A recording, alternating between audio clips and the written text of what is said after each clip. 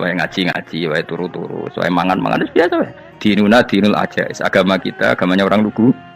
Penting hubungannya dengan Allah spesial bahwa kita yakin hidup kita namun bergantung kepada Allah Subhanahu wa taala dan kita selalu nyifati Allah nikmal maula wa ni'man nasir. Selagi Tuhannya Allah pasti kita ditolong. Apapun kondisi Indonesia, Tuhan kita tetap Allah, tetap ditolong.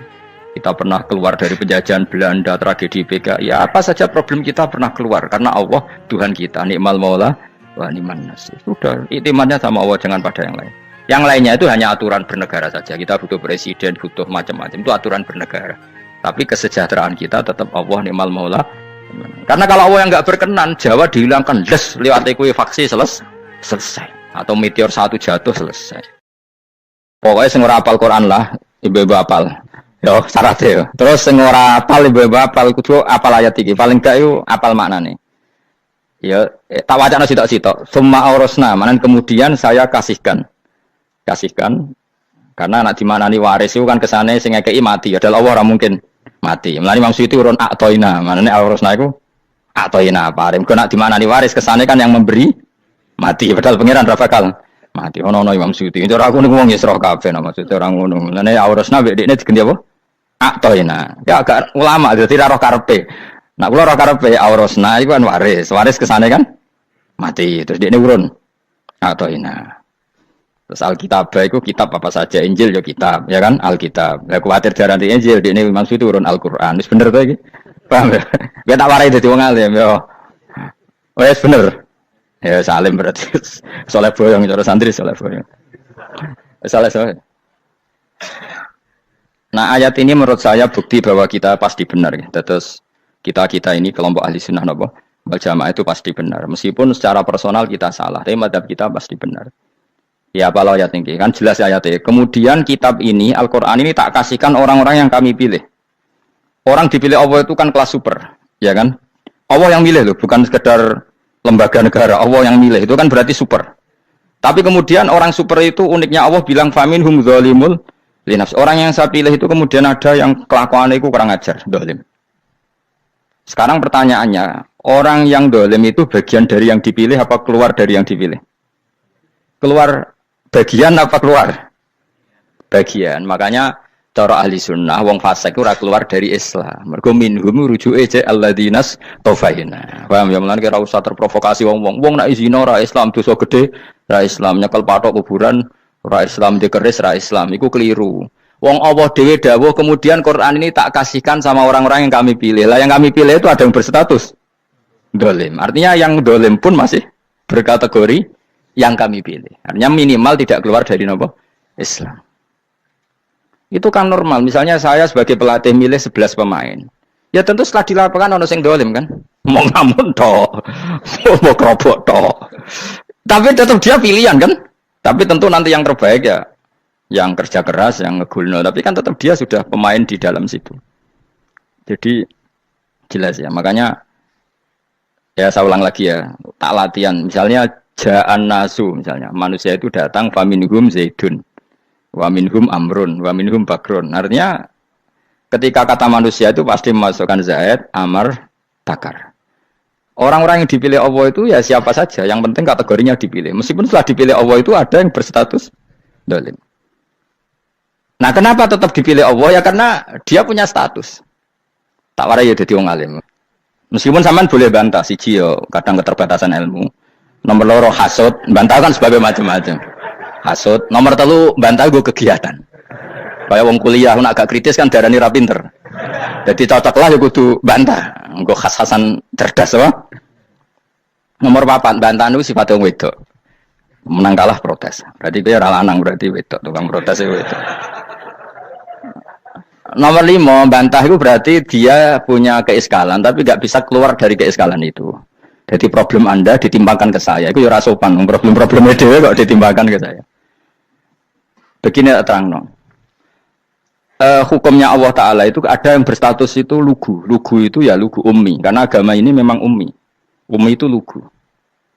Sehingga agama ini tidak perlu diterangkan. Ketika Abu Hanifah, agama ini ketika datang, itu orang lugu. Lugu itu murni. Murni itu proporsional. Sehingga sifat ummi itu baik. Misalnya saya bilang gini. Rumah awas kena keliru. Kalau kamu sholat itu batal kalau makan. Itu ukurannya satu upo apa satu piring? Satu upo kan? Itu sudah batal. Terus kalau saya bilang gini, Cong, nak tamu keimangan, itu sak piring tak sak upo. Ndak jawab ya. Sak piring, ora iso misal, tak keimangan gue sak upo sing penting. Nah, lalu Anda ditanya gini, lalu definisi makan itu apa? Memasukkan satu piring ke mulut, apa satu upo ke mulut? Dalam bab sholat, satu upo ke mulut itu makan. Tapi dalam bab hormat tamu itu satu piring. Setuju ya? Tak warai pinter kayak. Jadi hukumnya Allah itu ada dua. Ada hukum itu lugu, dan ini bagus. Makanya saya itu, kenangan saya terbaik dalam membela Allah dan Rasul. Saya ulang lagi, kenangan saya terbaik dalam membela Allah dan Rasul itu masalah faraid.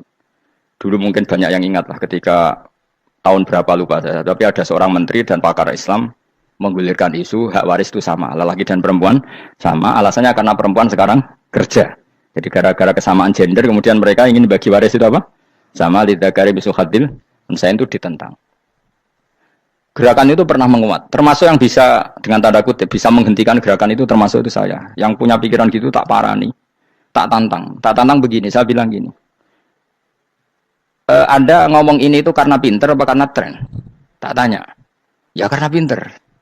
Saya ini kan orangnya keren, punya kepangkatan jos lah. Ya kepangkatan jos, kepangkatan dunia. Maksudnya cara pangeran bejos, ora ya ora. Cara ukuran dunia itu jos lah. Tak tanya. Saya itu Pak Ba, termasuk yang setuju gerakan kesamaan gender. Dulu kan lelaki perempuan itu beda sekali karena lelaki kerja perempuan tidak. Sekarang sama-sama kerja maka warisnya harus sama.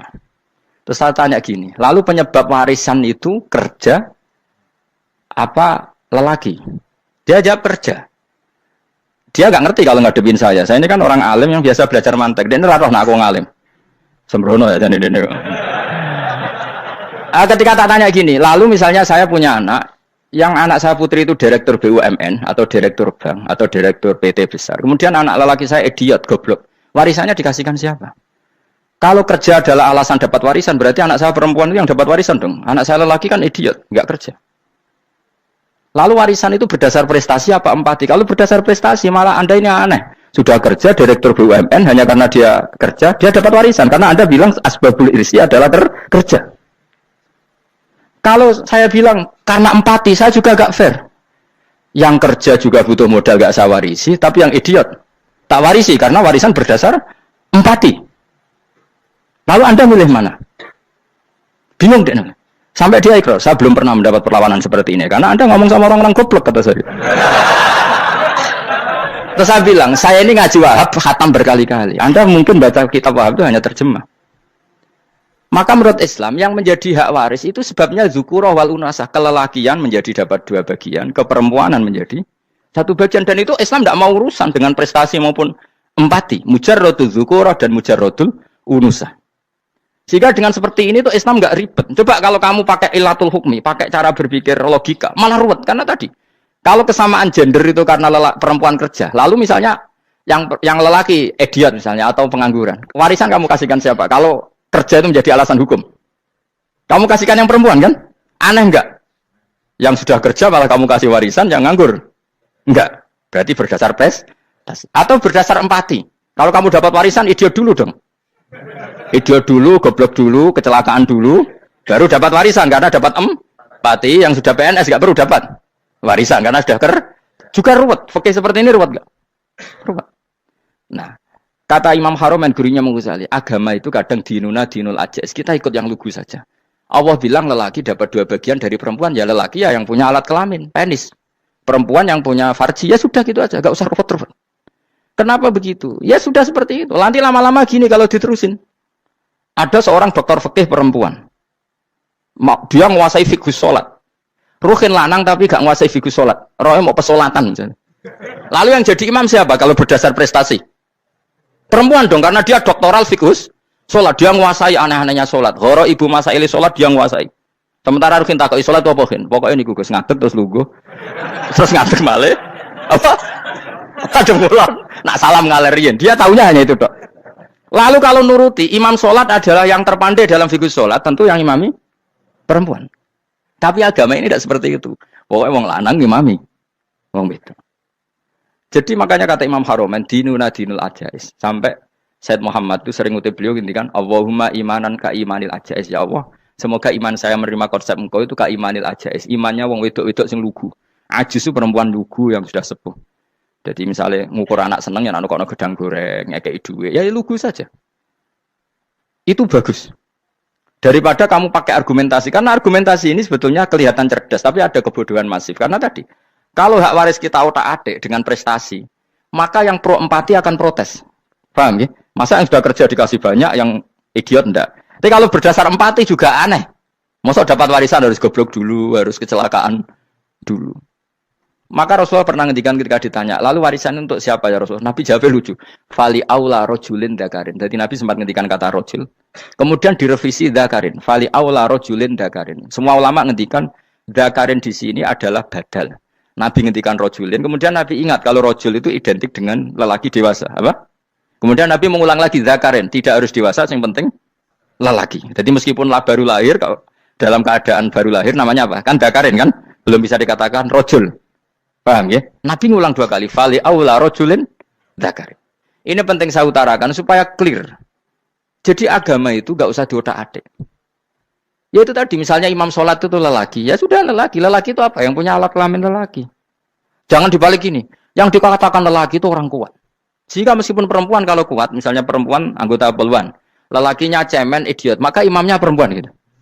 Karena makna lelaki adalah kuat. Ini keruwetan. Jadi agama itu tidak seperti itu.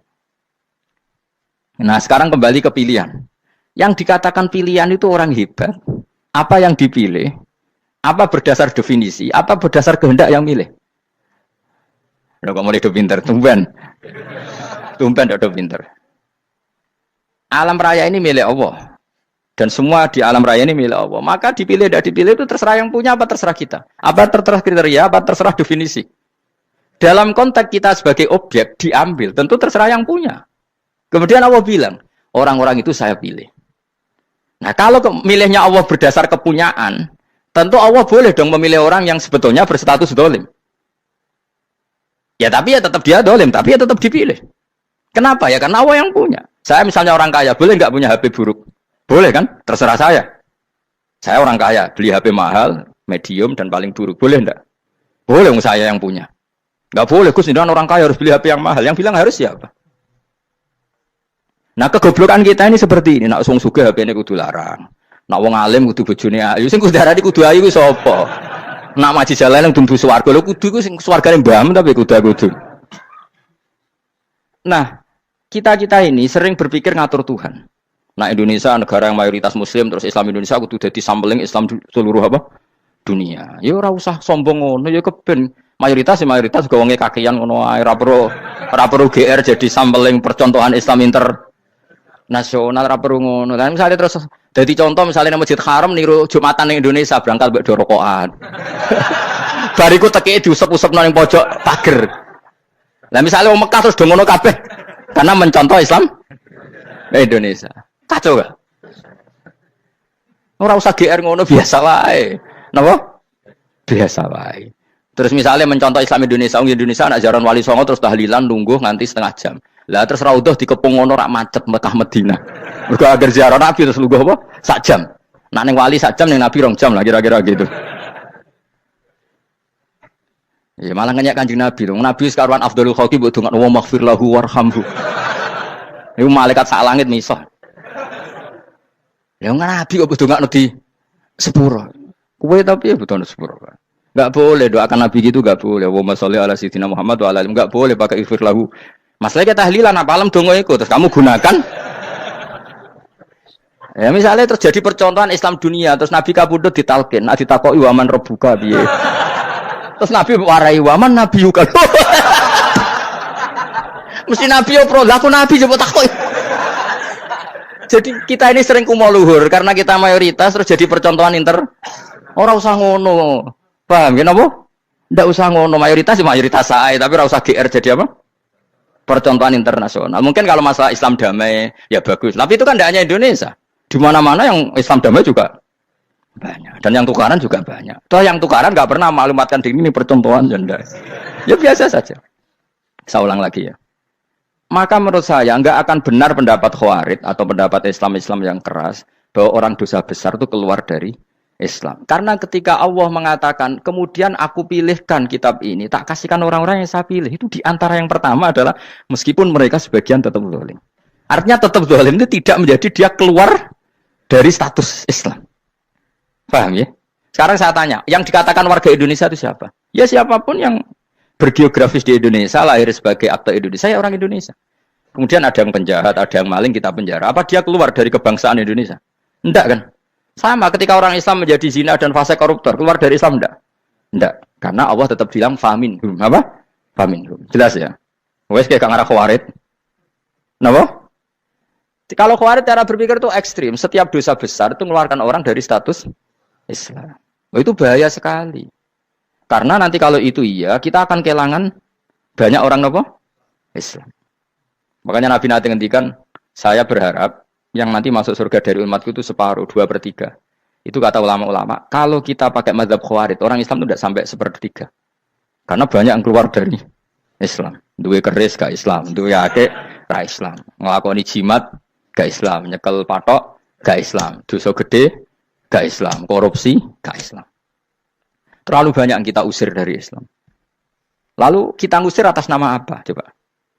Kalau atas nama Tuhan, kamu tidak Tuhan. Atas nama wakil Tuhan, Tuhan tidak pernah mewakilkan ke Anda. Orang-orang mandate. Yang kita tahu dari Quran ya ayat ini, "Tsumma awrasnal kitabal ladzina astafaina min ibadina." Kemudian kitab ini tak kasihkan orang-orang yang saya pilih. Dan orang yang saya pilih itu faminhum zalimul li nafsi. Dan sebagian dari itu adalah orang zalim, dan itu jelas bagian dari itu. Artinya keluar apa masuk? Keluar apa masuk? Masuk. Meskipun ya yang zalim tetap berstatus zalim, kayak warga Indonesia, ini semua warga Indonesia. Paham ya? Yang maling ya tetap warga Indonesia, meskipun ya tetap maling. Jelas ya? Tenan ora ya? Makanya ahli sunnah itu pendapatnya falam nukafir mu'minan bil wisri. Kita tidak akan mengkafirkan orang mukmin hanya karena melakukan dosa. Kenapa ya? Karena Allah bilang faminhum setengah sangking itu masuk bagian. Dan itu luar biasanya Allah disebut istofaina. Tetap orang-orang pilihan. Maka ini penting saya utarakan supaya kita ini tidak sok-sokan. Terus yang zalimul li nafsi pun potensi dimaafkan sama Allah. Asal dia tobat, dan tobat itu sama Allah nggak ada batasnya. Malam juga kiri sampai apa? Nafas apa? Terakhir. Dan kadang orang itu sebetulnya nggak niat tobat, cuma ada perilaku tertentu sehingga dadian Allah itu simpati. Itu juga banyak yang diterima tobatnya Allah.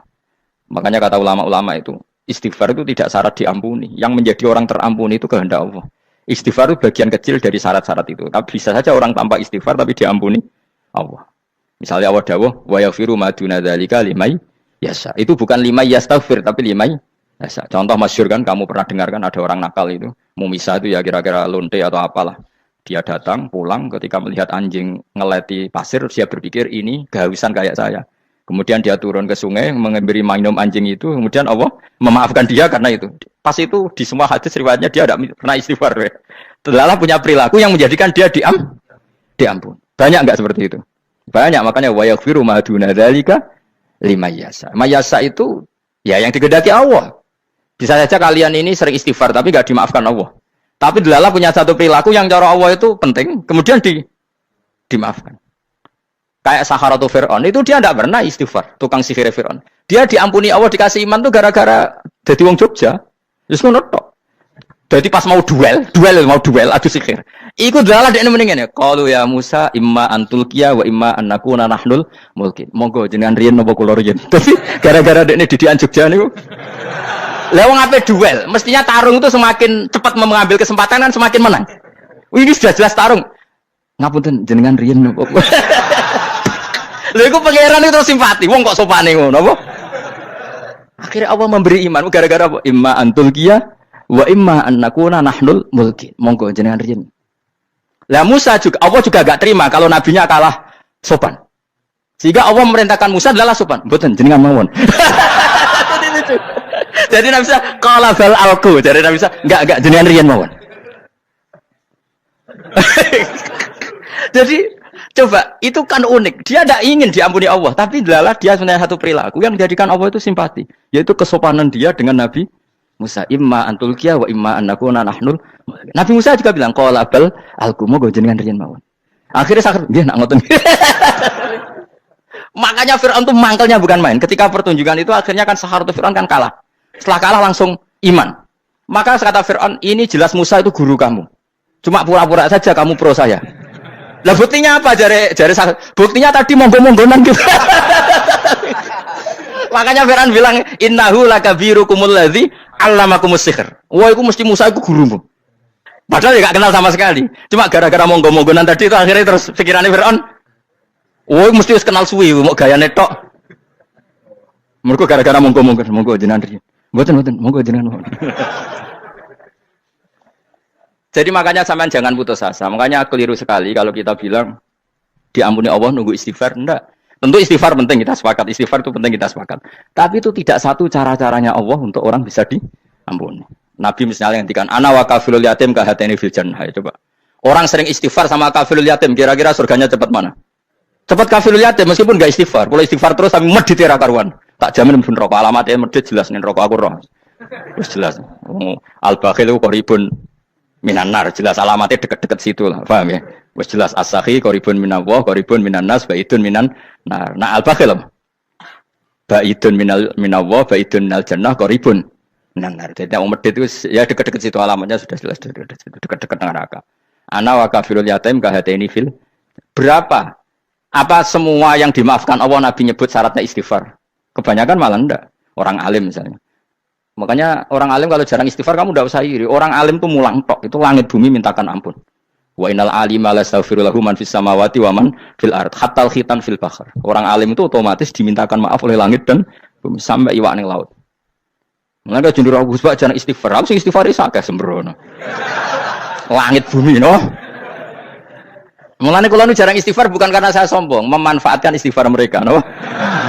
Dan saya yakin itu lebih mandi dibanding istighfar saya. Mun koman fi samawati nglebokno Jibril, Mikail, orang-orang keren apa makhluk-makhluk apa keren. Saya baru cari hadis yang wa innal muta'allim sing ijek belajar tapi belum ketemu. Nanti kalau ketemu tak kasih tahu apa? Karena hadisnya yang saya baca masih wa innal alim apa? Orang alim jadi agak ketat. Nah, nanti kalau sudah ketemu wa innal muta'allima. Nanti dicari. Tapi pasti palsu kalau ada itu. Karena semua tagnya itu apa? Alim. Atau ya kamu alim dibanding yang di bawahnya. Ya semoga itu masuk apa? Jadi dibanding orang Papua kan wis alim. Saya ulang lagi, ini penting sekali. Jadi latihlah jangan punya gerakan takfiri orang lain dianggap kafir, orang lain dianggap kafir karena Allah tidak pernah mengusir hambanya. Meskipun apapun salah najiyah, kata Allah tetap faminhum. Apa? Faminhum. Hum itu rujuknya ke yang depan. Jadi termasuk orang-orang yang saya pilih adalah faminhum zalimul li nafsi. Tetap dia di arena itu. Nisbatnya Islam ya tetap di area Islam itu. Meskipun yang ya kayak warga Indonesia coba. Warga Indonesia itu siapa? Yang terlahir di Indonesia dan ber-KTP berkartu keluarga Indonesia sudah. Nanti tentu yang bajingan tetap bajingan, yang koruptor tetap koruptor. Tapi menjadi warga Indonesia terus keluar dari warga Indonesia. Tetap warga Indonesia. Kira-kira seperti itulah analoginya. Tetap istofaina, tapi tetap berstatus faminhum zalim. Tapi rujuknya kan tetap faminhum ikut setengah saking alladzinas tofaina. Mulane ngaji sing tenanan. Kowe ora usah anut khawarit. Khawarit ku opo ngamukan. Sithik-sithik wong liya salah yo apa-apanan. Lho saya juga mangkel be wong zalim. Semua orang soleh mangkel be wong zalim, tapi ya dihukum saja. Misalnya dalam Islam ada qisas, ada had, ada hadul qadab, hadus sariko. Ya hukuman saja, tapi hukuman itu tidak bisa menghilangkan status. Ya sama seperti manusia tetap manusia, meskipun apapun dia ya manusia. Ya tadi misalnya manusia itu siapa? Ya manusia itu ya manusia. Terus kamu bikin orang yang standar ideal manusia adalah yang berperilaku baik, yang enggak pernah salah. Kemudian kalau Zaid itu maling berarti tidak manusia. Terus barangnya apa? Ketek. Tidak bisa, makanya kembali lagi dinul aja. Kamu bikin definisi manusia itu tidak usah seangkuh itu. Manusia seperti ini manusia ya sudah, maling ya manusia, orang soleh ya manusia, orang sedengan ya manusia. Lelaki itu apa? Yang punya alat kelamin penis itu lelaki, titik sudah. Sehingga nanti warisannya ya dia lelaki. Sholatnya dia bergaya. Kamu tidak usah bilang gini, lelaki adalah yang cakap memimpin, yang maco, yang kuat. Jika kalau tidak seperti itu namanya perempuan. Terus kamu membolehkan yang seperti ini jadi makmumnya perempuan. Imamnya perempuan sing maco. Kacau enggak kalau agama nuruti logika-logika itu? Enggak baca. Kacau. Lalu lucunya sekarang banyak kecerdasan yang mengarah ke sana. Makanya agama ini jadi kacau karena sudah ada dinul ajais. Agama ini agama ummi. Ya agama ini agama ummi. Kata Allah huwallazi ba'atsa fil ummiyin. Ummiyin itu lugu itu polos. Jadi kalau orang polos misalnya gini, Ini apa? Kira-kira kalau jawab orang polos ini. Jam. Bagus kan jam? Jam. Jam untuk apa?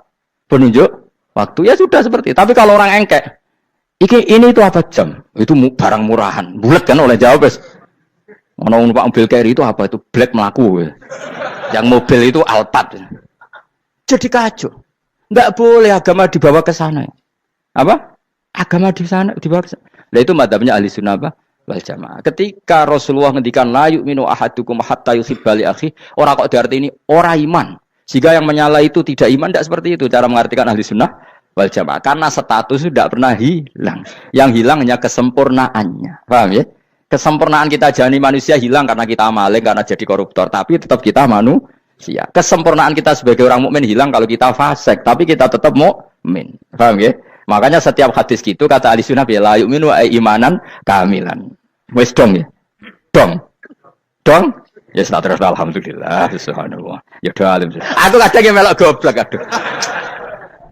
Saya tuh sering dididik sama bapak saya. Sekumpul wong akeh kudu melok goblok guys. Makanya bapak itu kalau ada orang pidato, bapak kan juga nggak suka pidato juga, tapi ya kerso kadang-kadang, saya pun kadang-kadang kerso. Asal sing utus pernah guru, pernah sepuh kadang kerso. Nah, bapak nak pengajian ngomongin balik dari bapak, malah bingung, ngomong apa wae. Aku semenang bang bodoh, enak udah happy no, happy. Ya saya ulang lagi ya, jadi kejati dirian itu tidak bisa hilang dengan standar keidealan. Yang hilang itu standar apa? Keidealan. Misalnya kita maling, ya eman lah sebagai orang mukmin kok maling. Warga Indonesia kok kriminal tuh eman, tapi dia tetap orang Indonesia. Orang Islam tetap Islam meskipun dia fasik. Sebab itu Allah ngendikan faminhum dzalimul linafsi. Sebagian dari orang yang saya pilih dia adalah orang dolim. Ya dolim saja. Jangan kamu katakan kafir ya dolim saja. Dolim kira-kira maknanya kurang ajar, kacau, kriminal. Tapi kan tetap dia orang Indonesia. Paham ya? Tetap dia orang Islam, tapi Islam yang dolim. Ya seperti saya sering cerita. Saya pernah ketemu orang alim melaku di Tuban. Iku pilih tanggamu. Wong Islam kok doku. Wong Islam kok doku umat Islam kok do mabuk. Ya tentu oknum ya. Tapi dari orang alim tadi, itu orang umat Islam. Islam sing kumat. Jadi orang Islam itu hanya dua, umat Islam sama Islam yang kumat. Jadi kalau pas fase ya Islam kumat. Kalau pas waras umat Islam. Ya sudah itu dibolak-balik. Ya, jadi umat Islam. Jadi kalau di Jogja atau di Jakarta ada orang mabuk, itu berarti Islam sang kumat. Kalau pas ngaji, umat Islam. Tapi kadang orang yang sama, ya kadang umat Islam, kadang Islam yang kumat. Ya sudah seperti itu. Dan nanti pas diambil Allah, ya tetap statusnya dua tadi. Umat Islam dan Islam yang kumat. Jadi jelas ya. Jadi jelas sekali makanya orang Khawarij itu kata Rasulullah syarrul khalqi wal khaliqa. Ela-ela makhluk itu orang Khawarij. Karena dia menghilangkan status kejati dirian. Itu bahaya bagi kelangsungan negara. Negara maupun agama. Jadi misalnya kalau orang nyuwun sewu misalnya ada orang kriminal di Indonesia. Terus dianggap gak warga Indonesia. Terus mau dibuang kemana? Coba. Sama kalau semua orang Islam yang salah dianggap kafir. Terus lalu mau kamu buang kemana? Padahal dengan kamu katakan kafir. Artinya dia sudah tidak wajib sholat. Orang kafir tidak wajib sholat, tidak wajib puasa. Apa tidak lebih ngeri? Karena dia tidak berkewajiban melakukan ibadah-ibadah Islam. Berarti Anda lebih ridho dunia ini rusak. Lalu ya misalnya Zaid karena megang patok kuburan atau melakukan dosa besar kamu katakan kafir. Setelah kafir dia wajib sholat enggak?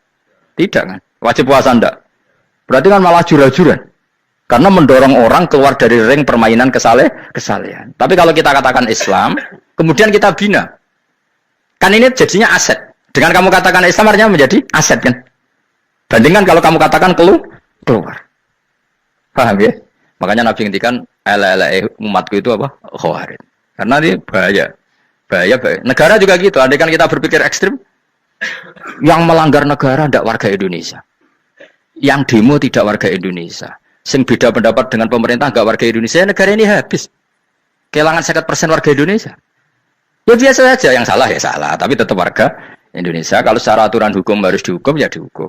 Asal objektif, asal adil. Kayak misalnya santri saya, yang santrinya Gus Baik itu siapa? Ya pokoknya sing ngaji. Kamu nggak usah pakai definisi ideal. Sing ngaji, sing paham, sing orang ngantuk, sing pinter. Yo ngiyai dul kok. Mana. Jadi nek sing bener piye? Sing santri Gus Baik piye? Ya sing ngaji. Lah sing piye? Ya pokoke anggere sing teko ngowah-ngowah ya wis melok mlebu. Ora paham yo ngaji, paham yo ngaji. Wong didelok kolange itu pokoke anggere sing teko ngono. Malaikat ora niteni sitok-sitok iki paham to ora iki. Oh malaikat ono sing drengki disalahno pangeran kita jamin. Tapi bukan malaikat elit sing didrengki ora malaikat elit, malaikat awam napa? Masyhur itu kan. Innalillahi ta'ala malaikatan sayakhina fil ardi yabtahuna khilaqal dzikr. Terus Allah punya sekian malaikat yang tukang mencari-cari tempat dzikir. Khilaqul dzikri itu tempat-tempat halal haram, tempat-tempat ngaji. Kalau orang toreko ya tempat wiridan oleh mana nih. Tapi kalau orang fikih mana nih tempat diajarkannya halal dan haram. Terus setelah ketemu orang ngaji terus kata para malaikat sing apian, halumu ila bujatikum. Ini tempat kamu, ini orang ngaji. Kemudian ada malaikat yang agak hasud, tapi entah gimana hasudnya. Pokoknya bilang gini, itu ada orang yang datang ke situ tidak niat ngaji, nyari temannya. Kebetulan temannya itu ngaji. Maka ya Allah itu jangan masukkan kategori yang ngaji, karena dia nyari situ nyari temannya. Kebetulan temannya itu ngaji. Tapi apa kata Allah? Hum alqaumu la yasqau bihim jalisuhum. Wes ngono lah, asal melok gabung tak sepuro kata Allah. Hum alqaumu la yasqau bihim jalisuhum. Mereka adalah kaum asal ikut duduk saja, ikut nimbrung duduk saja dengan niat yang macam-macam, tetap tak ampuni kata Allah. Tidak penting niat ngaji ku hiburan, alternatif, dibanding ngomasum pengadepi bojo. Wes gak penting kabeh. Soale anggere melok nimbrung sah. Enak loh? Nah, ya alhamdulillah. Sauni-unimu. Jadi agama itu tadi, pokoknya jangan kulino merubah kesestatusan. Makanya itu hebatnya ahli sunnah napa wal jamaah. Setiap ada hadis la imana liman la ahdalah. Tidak ada iman bagi orang yang enggak nepati janji. Semua ahli sunnah nafsiri mana? Tidak ada iman sempurna, tapi dia tetap mukmin. Cuma tidak sempurna, tidak dihilangkan status mukminnya. Masa orang Indonesia kalau maling enggak orang Indonesia? Lalu kamu buat kemana dia? Ya tetap dia orang Indonesia. Meskipun tidak ideal sebagai warga Indonesia, tapi tetap orang Indonesia. Jelas ya, tadi summa aurasnal kitabal ladzina istofaina min ibadina. Terus orang yang istofaina itu berstatus faminhum zalimul linafsi. Tapi tetap istofaina, tetap orang-orang apa? Pilihan. Karena kita alhamdulillah apapun fase kita dipilih Allah menjadi orang Islam. Alhamdulillah alladzi hadana li hada ma kunna linahtadiya laula an hadana Allah. Dan kita alhamdulillah dengan segala kekurangan kita tetap dipilih Allah menjadi muslim. Kalau terima muslim pembawa jalalan, enggak keren dah mas. Jas, kenapa? Jas. Dong ya. Alhamdulillah. Ayo kok pinter aku yo. Maksudnya ben kulino mikir, ben urip itu gak glonyar, gloyor ora jelas.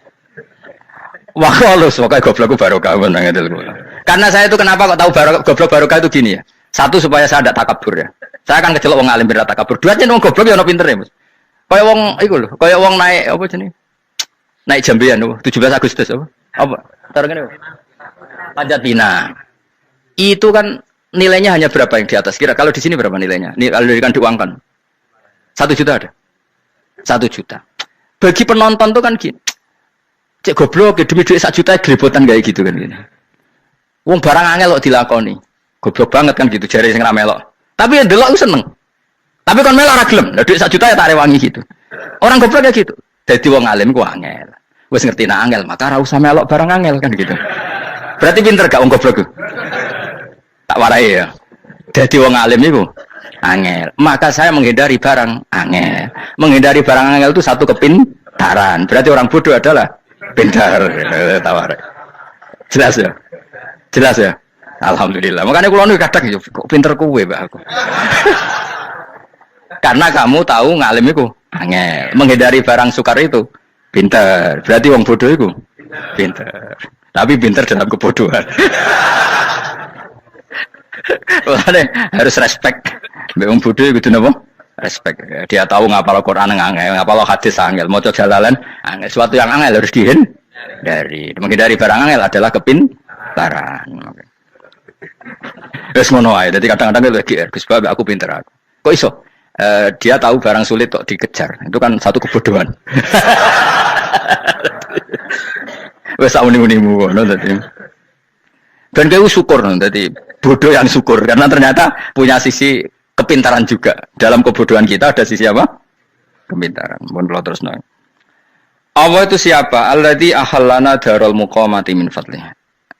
Allah dirupani dat ahalla kang manggono sapa ladina ing kita darul muqamati ing omah kang dadi hunian. Ai liqamati rumah sing dadi hunian min fadlihi krana mu anugrahi Allah. Nggih kula nyontokno bolak-balik nggih. semua ini kita di surga nanti berstatus lamanya-lama itu semua karena fadlnya Allah. Karena amal kita tidak cukup. Makanya Rasulullah pernah ditanya, ya Rasulullah betul orang surga masuk surga karena amalnya tidak, karena fadlnya Allah. Saya berkali-kali cerita dalam kitab-kitab tasawuf diterangkan ada seseorang yang nggak pernah maksiat, hidupnya taat.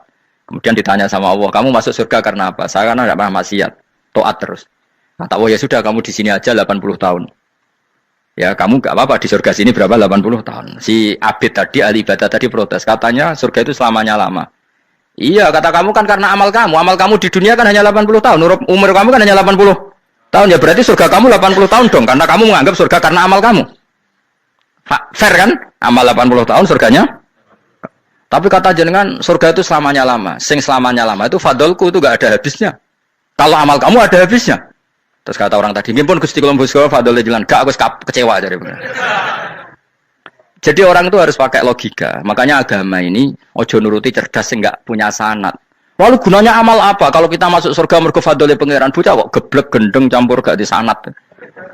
Kita ini punya sanad dari guru-guru kita. Kalau semua surga Allah mensifati itu min fadli, ada unsur fadlnya Allah meskipun kita ngamal. Karena tadi kalau karena amal kita hanya sak soleh-solehmu 80 tahun. Iku enak soleh terus. ABG puber pacaran tuwa dadi mubalek ya ta ora? Ayo ngaku ae. Tuane delok duang dutan, gede-gede sunah Rasul. Coba kuwapir suwi bareng Islam anyaran sudah dadi mubalek. Banyak. Artinya enggak 80 tahun total kita jadi orang apa? Soleh. Mustafa Titing Soleh lagi gayanya saya khusyuk.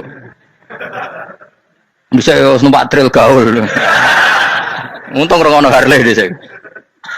Nah, kalau karena amal kita berarti kita di surga hanya 80 tahun.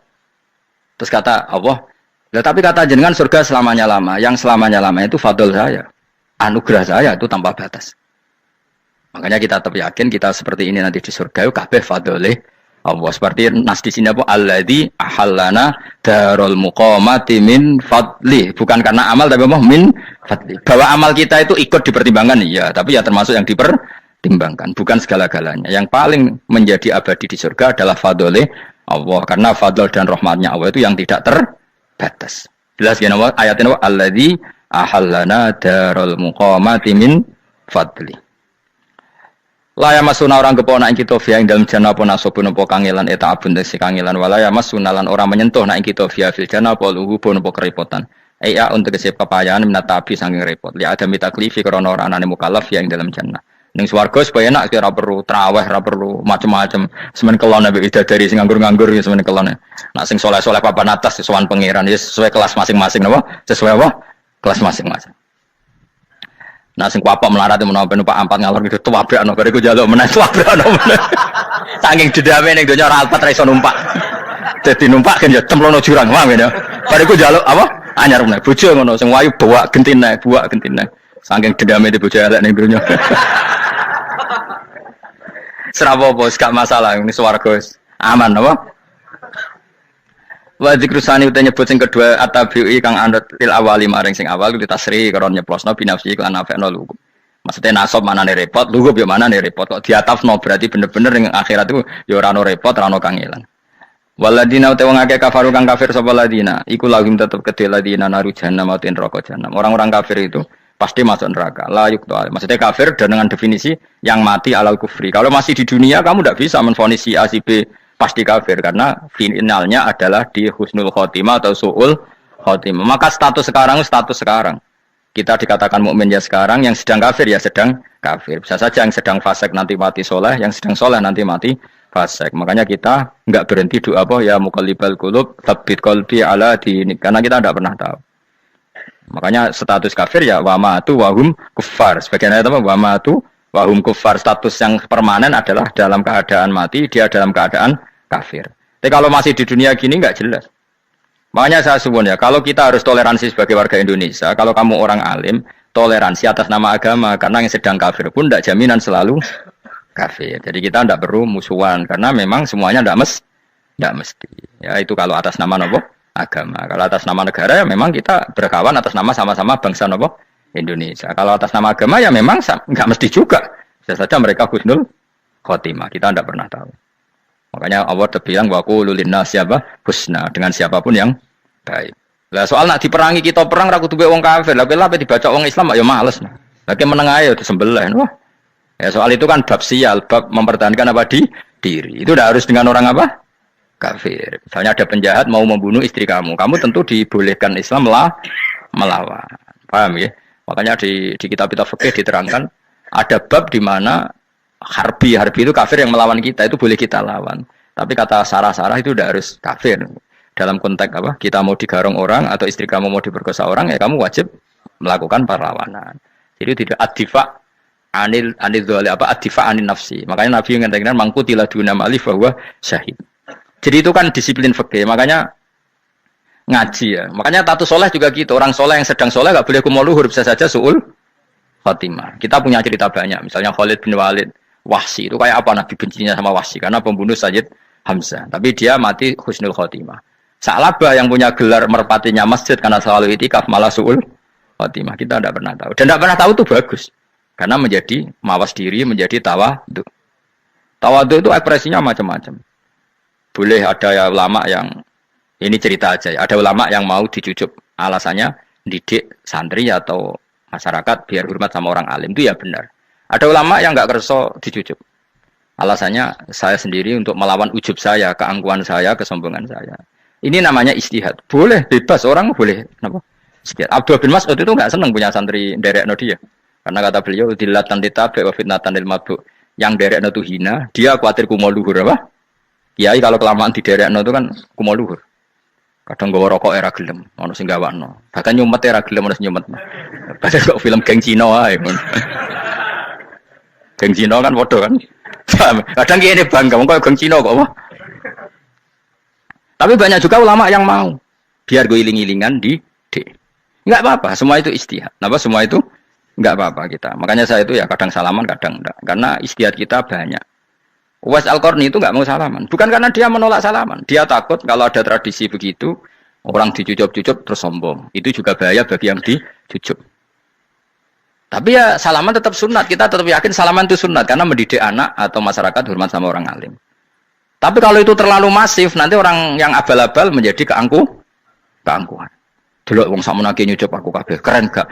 Keren apa nih? Soalnya jangan ditebir pun rokok aneh-aneh wae. Enggak ada yang keren di dunia. Yang keren adalah makanya Salman Al-Farisi ketika dia sukses menaklukkan Persia, itu mau syukuran. Kata Salman Al-Farisi, "Enggak, Jong. Kalau saya nanti masuk surga, saya mau syukuran, tak undang sampean."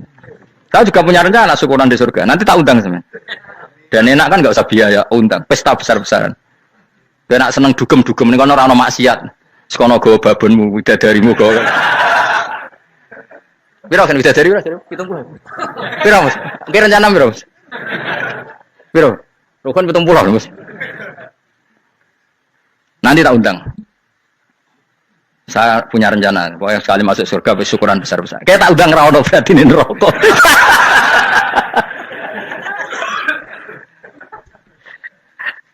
Saya nak ngundang aku ra ono beda kelas sembrono. Dataku ra ono ning kelas wargamu ra ono. Kata Salman Al-Farisi gini, kamu tidak usah muji saya kan dia dipanggil ya Karim, kamu orang terhormat kan. Kata Salman Al-Farisi, in dakhaltul jannah fa ana karim wa in dakhaltun nar fa ana laim. Jadi saking sopannya ashabu Rasulillah itu ada yang dipanggil ya Karim aja tidak mau. Tunggu Jung ya, panggilan itu sematkan saya nanti ketika saya masuk surga. Kalau saya masuk surga fa ana karim, saya berstatus orang mulia. Tapi nanti kalau saya masuk neraka fa'ana laim, saya orang yang terhina. Jadi dulu ashabu Rasulullah seperti itu. Terus ada ulama yang melawan nafsunya macam-macam. Misalnya saya milih jarang ada sowanan, saya dapati senang banyak santri sowan. Tapi bukan karena benci enggak. Karena saya takut sebagai orang yang sangat terhormat. Saya ngaji di mana-mana suka yang enggak usah pakai kursi. Gue iling-ilingan kalau saya dan kamu setara. Saya sebenarnya bisa aja minta kursi tinggi koyok ketua MK. Banyak kan ngaji nih serapati ngalim dari gue kursi ning dhuwur santri ning ngisor gua ya nih kok pinter-pinter. Jebule kitabe maknanan ben ra konangan. Sing rasa apa modus. Ya tapi tidak suudzon ya, tapi ono tenan wae. Tapi kalau saya cara berpikir sederhana, kita kan sama-sama umatur Rasulillah, ya sudahlah hadin sawa. Lho nanti kan kamu sanggup maca kitab ya gentenan ra masalah. Kadang dia maca aku ngrungokno, kadang aku maca enggak apa-apa. Nek ana sing wani. Tapi sekali salah tak lorot. Nah. Jadi dulu sahabat itu biasa. Ada yang cara ekspresi tawadhu kayak Wes Al-Qarni nggak mau salaman karena takut dicucuk. Ada yang suka salaman karena mendidik. Banyak cara mereka melawan nafsunya sendiri apa? Melawan apa? Nafsunya. Istri saya itu dari keluarga pondok Jawa Timur. Itu dulu iskal sama saya, janggal. Karena anak saya kalau mau jajan itu saya tidur pun dibangunkan. Pak bangun, saya minta uang. Itu ya sampai sekarang begitu. Istri saya itu iskal, janggal. Karena janggal kan ada Jawa Timur sopan sekali sama orang tua. Tanya saya. Karena dia keluarga orang terpelajar tanya, kenapa itu dibiarkan? Saya jawab saya, ya kalau tidak minta saya nanti minta mbak-mbak atau kangkang. Orang yang paling harus dingel-ngel anak itu orang tuanya. Jika yang paling harus diganggu anaknya ya orang tuanya. Sampai sekarang anak saya berani minta mandi saya, gendong saya. Kalau orang tuanya saja gak siap dingel-ngel, lalu apa kata dunia? Kan aneh. Nah, itu ajarannya bapak. Saya dulu bapak Sugeng itu biasa jagoan sama bapak. Ya biasa misalnya saya lupa kalau pengen mangan ya, cung tuku. Zaman itu pakai motor, pakai sepeda motor biasa sama bapak kepandangan. Saya sampai sekarang sama anak-anak saya akrab. Karena pikirannya orang tua saya dulu ajarannya yang paling berhak dingel-ngelo anak ya orang tua. Ini kan gak fair. Kita sebagai orang tuanya digugah gak terima, kon ngedusi gak terima, kon nyawi gak terima, orang lain disentak suruh nyawi. Dan orang lain itu pembantu hanya karena kamu gaji. Kamu gaji seberapa? Hubungan anak dengan pembantu itu kan karena uang. Kamu ingin berbasis hubungan hanya karena itu goblok sekali. Hanya istri saya nerima. Jadi ini bukan berarti saya bikin konsep gitu ya, ini cerita saja. Banyak guru-guru kita termasuk orang tua saya kalau ngajarkan gitu. Tapi ya tentu ada orang yang ngajarkan anak oleh gugah wong tuane pas turu.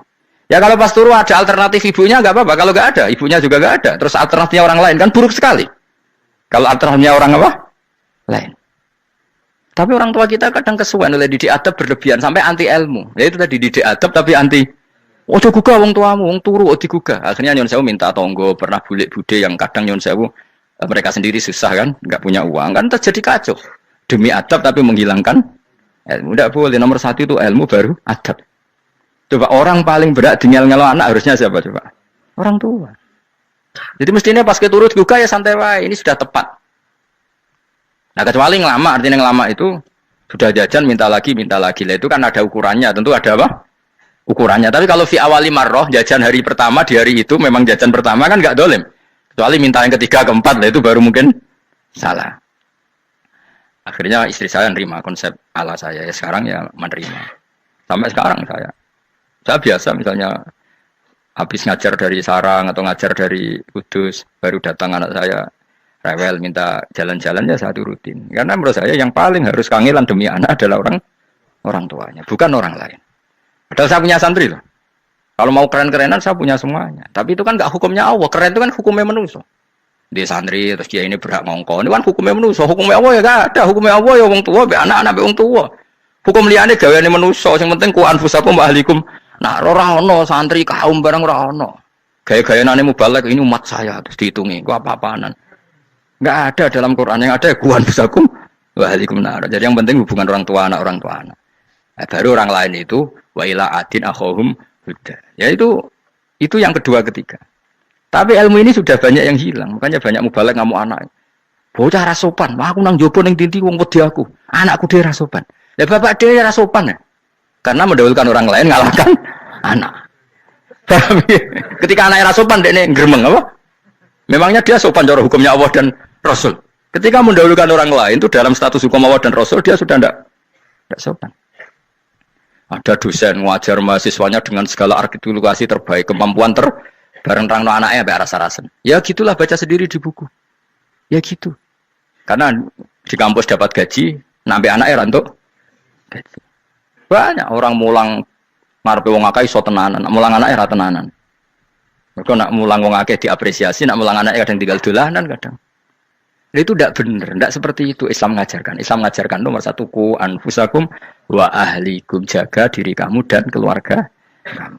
Makanya Rasulullah itu ngajari sholat Hasan Husain diajarin sendiri cucunya, diajak ke masjid diajarin. Meskipun jadi beri hak-haknya sebagai seorang anak, numpakin Nabi ya dibiarkan, tapi diajari kebaikan diajarin sendiri. Sampai Said Hasan umur 8 tahun sudah menjadi rawi hadis karena memang diajari sendiri oleh siapa Rasulullah. Kayak apa? Kalau sekarang enggak kiai cilik anak pasrano candalem terus enggak mau tahu. Juga sidik itu pasrano pembantu. Barang anak akhlaknya kok bantu ngamuk. Memangnya yang bikin itu siapa? Yang memulai siapa? Nah, hukum-hukum begini itu harus kita mulai tegakkan. Ya kayak dipanggil ya Karim. Kita termuliakan tuh sampai berapa? Banyak kan dulu orang mobil aja dibukakan, dia boleh kecekel KPK. Pas mulia, masya Allah, buka mobil ya tahu. Ngerti-ngerti cekel KPK. Kayak sama. Neng dionya disubah-subah sebenarnya rokok kan rugi bener. Makanya saya ngikuti mazhab Salman Al Farisi. Saya sudah niat syukuran besar-besaran tak jamin, tak undang teman. Tapi daripada zaman konangan nggak di situ, mendingan enggak ya. Karena kalau ada undangan nanti kelihatan siapa yang di dalam dan siapa yang di luar. Nggak usah yo, nggak usah. Nanti takutnya nggak ada di situ malah mari ngenes kulo. Kecuali nggak ada di situ, malaikat itu nggak ada Gus di kelas jenengan, tapi mungkin di bawah ada. Alhamdulillah kalau gitu mau beda nopo kelas. Tapi nak sing sitok ning swarga sitok neraka innalillahi wa inna ilaihi raji'un. Tapi semoga malaikatnya hanya jawab gitu. Nggak ada Gus, kalau di kelas ini nggak ada. Mungkin di bawahnya ada. Tapi nanti pengurusnya nggak mau, pengurus surga itu. Nggak bisa ini, kalau beda kelas harus pakai visa. Karena lintas apa? Negara. Ya jelas ya, jadi kata Salman Al Farisi gimana? Jangan panggil saya ya Karim sekarang. Kalau nanti saya masuk surga, fa'ana Karim. Wa in dakhaltun nar fa'ana Laim. Laim itu terhina. Nah kalau semua orang berpikir begitu kan semuanya tawadhu, semuanya tidak kumoluhur. Ya karena ya dunia ini nggak pernah jelas. Makanya Nabi yang Nabi saja berdoa apa ya muqallibal qulub, tsabbit qalbi ala dinik. Dat yang membolak-balikkan hati. Karena kayak apa kita mencintai Indonesia? Mencintai masyarakat Indonesia. Tapi kayak apa kalau kamu sudah datang ke Singapura, orang Singapura dinamis terus gerutu. Orang Indonesia itu pemalas, tidak kayak orang Singapura, dinamis maju. Tapi kan orang di Singapura gak gelem. Tapi di Indonesia men gerutu, orang Indonesia tidak kayak orang Singapura. Cara aku nak ngomongin ngono gak usah urip ning Indonesia, kalau urip ning Budi. Singapura. Islam Indonesia gak mutu kayak ada di Timur Tengah, cobaan semua gini-gini. Enggak ana wong goblok iso ngaji cobaan ya dekne ra trimo goblok cobaan. Angel ngadepi wong lu angel. Terus kon piye? Sing biasa wae koyo kula jenengan wis biasa. Suwe ngaji-ngaji, wae turu-turu, suwe mangan-mangan wis biasa wae. Dinuna dinul aja. Agama kita, agamanya orang lugu. Penting hubungannya dengan Allah spesial bahwa kita yakin hidup kita namun bergantung kepada Allah Subhanahu wa taala dan kita selalu nyifati Allah nikmal maula wa ni'man nasir. Selagi Tuhannya Allah pasti kita ditolong. Apapun kondisi Indonesia, Tuhan kita tetap Allah, tetap ditolong. Kita pernah keluar dari penjajahan Belanda, tragedi PKI, ya apa saja problem kita pernah keluar karena Allah Tuhan kita, nikmal maula wa ni'man nasir. Sudah, iktimatnya sama Allah, jangan pada yang lain. Yang lainnya itu hanya aturan bernegara saja. Kita butuh presiden, butuh macam-macam, itu aturan bernegara.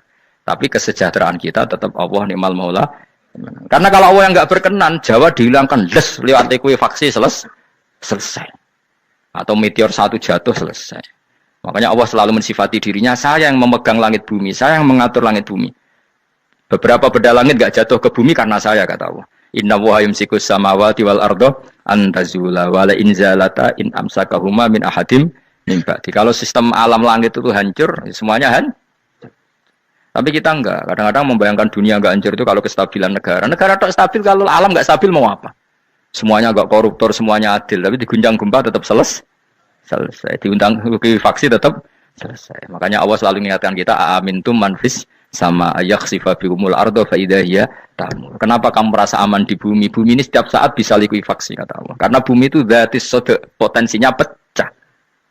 Tapi kalau kita ingat situ kan akhirnya bergantung sama Allah sambil bernegara secara benar, bertetangga secara benar. Susahnya apa sih hidup benar? Wong hidup benar itu nikmat. Kalau mboten nate urip susah. Ngerti masalah saya yang pangeran Gusti niki wae jenengan ya sudah selesai. Dadi nak tahlilan ojo ngrameni tok, dijiwai nikmal maula. Nikmat itu sebaik-baiknya, nikmat itu sebaik-baiknya. Artinya kita selagi punya Tuhan itu pasti nasib kita ya sebaik-baiknya. Ngomongin nikmal maula tapi mbek gerutu. Seramutu. Lengane ra dadi wali, perkarane ya apa. Jadi wiridane wae tapi ra dijiwai, enggak boleh seperti itu. Tapi lumayan, timbang ora wali ra wiridan, malah ra karu-karuan malah. La yuqda alaihim raden putusna sapa alaihim ing atase ahlun nar bil mauti lan mati fayamutu mongko iso dadi mati sapa ahlun nar fayastarihu. Mongko iso istirahat sapa ngake. Jadi ahlun nar ketika disiksa minta mati. Maksudnya mereka minta mati itu tidak merasakan sakit. Tapi nyatanya mereka sudah tidak bisa mati. Berarti disiksa terus terus. Walai khofaf lan ora den ringan napa anhum saking ahlun nar min adzabia saking siksa sinar torfata ini ning sak kedape mri kadali kakak mengkon-mengkon kabeh kama jasinahum. Tegese kaya oleh males ingsun wong akeh nadzi males ingsun kula kafurin ing saben-saben wong sing banget kafire, banget ingkare ning Allah lan nikmat-nikmate Allah. Manane kafir bil ya iklan ya yadzi wa nuni lan nun al maftuhah kados kita tidak yadzi tapi napa najzi nggih kadzalika najzi kullakafur. Assalamualaikum warahmatullahi wabarakatuh.